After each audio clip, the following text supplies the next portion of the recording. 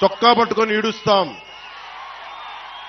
రాజకీయ నాయకుల్ని అకౌంటబిలిటీ తీసుకొస్తాం, జవాబుదారీతనం తీసుకొస్తాం.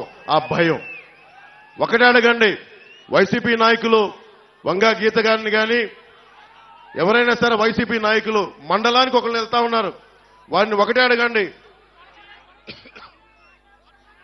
సుద్దగడ్డ కొండ కాలువ ఈ ఆధునీకరణకి 170 కోట్ల రూపాయలు నిధులు విడుదల చేసినా ఎందుకు ఆపారని అడగండి. ఎందుకు సంతకాలు పెట్టాల్సి వచ్చిందని అడగండి. వాడికి సమాధానం చెప్పి ఓట్లు అడగమని చెప్పండి. చేబ్రోలు పట్టు రైతుల కోసం ఏం చేశారని అడగండి. వరద ముంపు కోసం గొల్లప్రోల్లో మన ఎస్సీ కాలనీతో సహా అన్ని మునిగిపోతా ఉంటాయి, వాళ్ళ శ్మశానం కూడా మునిగిపోతా ఉంటుంది. అలాంటి సమస్యల మీద వాళ్ళు ఎందుకు వచ్చారు, అవన్నీ తీర్చారా?